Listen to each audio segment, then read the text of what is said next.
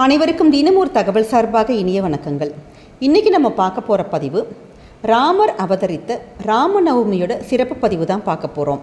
குடும்பத்தில் கடன் சுமை குறையணும், வருமானங்கள் அதிகரிக்கணும், எப்படியாச்சும் ஏதோ ஒரு வகையில் நமக்கு வருமானம் பெருகணும் அப்படின்னு நினச்சி நாளைய தினம் நாம் ஏற்றக்கூடிய ஒரே ஒரு தீப வழிபாடு, அது எந்த நேரத்தில் எப்படி ஏற்றணுங்கிறது ஒரு சிறப்பு பதிவு தான் பார்க்க போகிறோம்.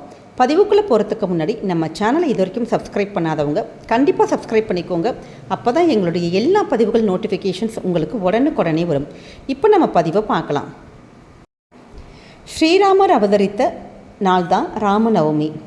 அப்படிப்பட்ட அந்த ராமநவமி அன்னைக்கு நம்ம குடும்பத்தில் செல்வ கடாட்சம் பெருகிறதுக்கும், குடும்பத்தில் மகிழ்ச்சி வரத்துக்கும், நம்மளுடைய கடன் சுமைகள் எல்லாமே குறையறதுக்கும், கடன் சுமை குறையணும்னா கண்டிப்பாக நம்ம குடும்பத்தில் வருமானம் அதிகமாகணும். அப்படிப்பட்ட வருமானங்கள் அதிகமாகிறதுக்கும் நாளைய தினம் நம்ம ராமரை நினச்சி நம்ம வீட்டில் செய்ய போகிற ஒரு சின்ன வழிபாடு, தீப முறைகள் தான் இன்றைக்கி நம்ம பார்க்க போகிறோம். இந்த தீப வழிபாடானது நிச்சயமாக உங்களுடைய குடும்பத்தில் பண கஷ்டங்கள் உடனுக்குடனே சரி செய்யுங்கிறது ஒரு ஐதீகம். உங்களுக்கு நீங்கள் முழு நம்பிக்கையோடு இந்த தீப வழிபாட்டை மட்டும் நாளைய தினம் நீங்கள் ஏற்றி பாருங்களேன். நீங்கள் ஏற்றி பாருங்கள், உங்களுடைய வாழ்க்கையில் எப்பேற்பட்ட மாற்றங்கள் வருங்கிறத நாளையிலேருந்து நீங்கள் புரிய உங்களுக்கு ஆரம்பிக்கும். அப்படிப்பட்ட தீப வழிபாடு தான் நாம் இப்போ பார்க்க போகிறோம். நாளைய தினம் புதன்கிழமை ராமநவமி வருது. நம்ம எல்லாருக்குமே தெரியும், நம்ம எந்த ஒரு பூஜை புனஸ்காரங்கள் எதுவாக இருந்தாலுமே நம்ம முன்னாடியே வீடெல்லாம் சுத்தமாக வச்சுட்டு பூஜை அறையெல்லாம் சுத்தமாக வச்சு நம்ம பூஜைக்கு ரெடியாக பண்ணுவோம். அப்படி இருக்கிறப்ப இந்த பூஜை, இந்த விளக்கு தீபமானது ஒன்று நீங்கள் நாளைக்கு காலைல பிரம்ம முகூர்த்த நேரத்தில் நம்ம பண்ணலாம். ஆனால் பிரம்ம முகூர்த்த நேரத்தில் பண்ணுறது ரொம்ப ரொம்ப விசேஷம். உங்களுக்கு இல்லை, இந்த பதிவு நாங்கள் தாமதமாக தான் பார்த்தோம், எங்களால் பிரம்ம முகூர்த்தத்தில் ஏந்திரிக்க முடியல அப்படின்னு நீங்கள் நினச்சிங்கன்னா இந்த பூஜையை நீங்கள் காலையில் பண்ணலாம். காலையில் 9 to 10:30 மணிக்குள்ளே பண்ணலாம். அப்படி இல்லாதவங்க சாயங்காலம் 6 to 7 மணி. ஏன்னு கேட்டிங்கன்னா நாளைக்கு ராம நவமியானது, அந்த நவமி திதிங்கிறது நாளைக்கு சாயங்காலம் 7 மணி வரைக்கும் தான் இருக்குது. அதனால் நாளைக்கு சாயங்காலம் 7 மணிக்குள்ளேயாச்சும் இந்த ஒரு தீபத்தை நீங்கள் உங்களோட பூஜை ரூமில் ஏற்றிருங்க. நம்ம உங்ககிட்ட ராமரோட திருவுருவப்படம் இருந்ததுன்னா அதுக்கு பச்சை துளசி, இல்லாட்டி நம்ம சொன்ன மாதிரி கிருஷ்ண துளசி, கருந்துளசி எதுவாக இருந்தாலுமே நீங்கள் பண்ணிக்கலாம். மாலையாக வாங்கி போடலாம். எங்கள் கிட்ட மாலை இல்லைம்மா, வீட்டில் துளசி செடி தான் இருக்குன்னா 2 துளசி இலைகளாச்சும் நாளைக்கு நீங்கள் சுவாமி கிட்ட வைக்கலாம்.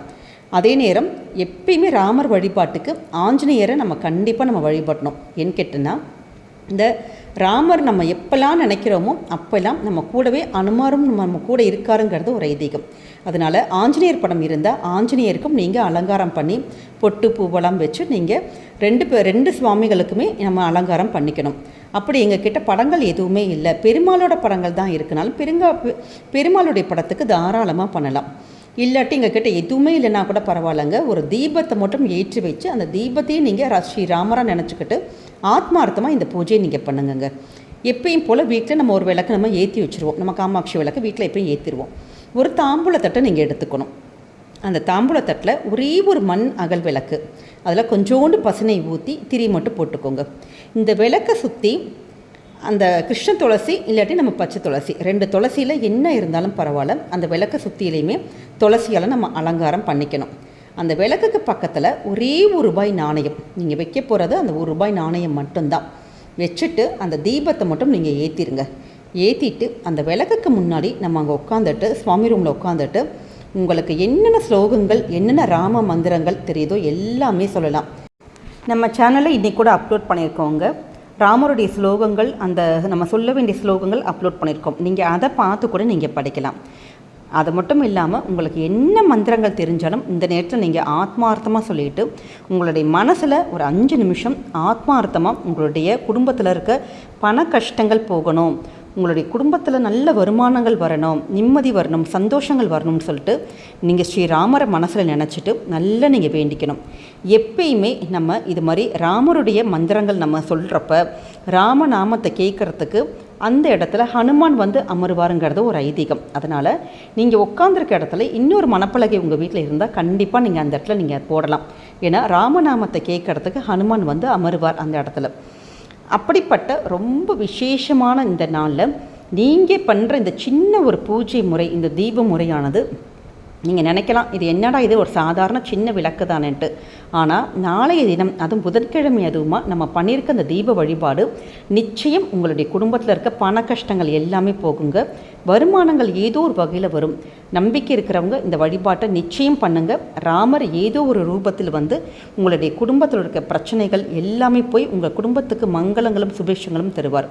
அந்த ₹1 காயின் என்ன பண்ணுறதுன்னு உங்களுக்கு ஒரு டவுட் வரலாம். அந்த ₹1 நீங்கள் இந்த பூஜைகளாக முடிச்சுட்டு சாயங்காலத்துக்கு மேலே உங்கள் வீட்டு பீரோவில் கேஷ் பாக்ஸில் நீங்கள் எடுத்து வச்சுருங்க. ஏன்னா பணப்புழக்கம் இருக்கக்கூடிய இடத்துல வச்சு பாருங்களேன், உங்கள் வீட்டில் மீண்டும் மீண்டும் மீண்டும் பணங்கள் செல்வ வளங்கள் அதிகமாகும். அப்புறமேட்டு அடுத்த நாள் வந்து இந்த இலைகள் இருக்குது பார்த்திங்கன்னா, துளசி இலைகள் இதெல்லாம் கொஞ்சம் வாடிடும். இதை வந்து கால்படாத இடத்துல இல்லாட்டி செடி கொடிக்கு கீழே போட்டுடலாம். இவ்வளோதாங்க. ரொம்ப பார்க்குறதுக்கு எளிமையான பரிகாரமாக தான் இருக்கும். ஆனால் ரொம்ப ரொம்ப சக்தி வாய்ந்த பரிகாரம். நிச்சயம் குடும்பத்தில் செல்வ வளங்கள் நல்ல மாற்றங்கள் ஏற்படும். இந்த பதிவு உங்களுக்கு பிடிச்சிருக்குன்னா ஃபேமிலி மெம்பர்ஸ் ஃப்ரெண்ட்ஸுக்கு ஷேர் பண்ணுங்கள். அவங்களும் இதை பார்த்து பயன்பெறட்டும். மீண்டும் வேறு ஒரு நல்ல பதிவோடு சந்திக்கிறோம். நம்ம சேனலை இது வரைக்கும் சப்ஸ்கிரைப் பண்ணாதவங்க கண்டிப்பாக சப்ஸ்கிரைப் பண்ணி உங்கள் சப்போர்ட் ஆதரவு எங்களுக்கு கொடுங்க. மீண்டும் சந்திப்போம். நன்றி, வணக்கம்.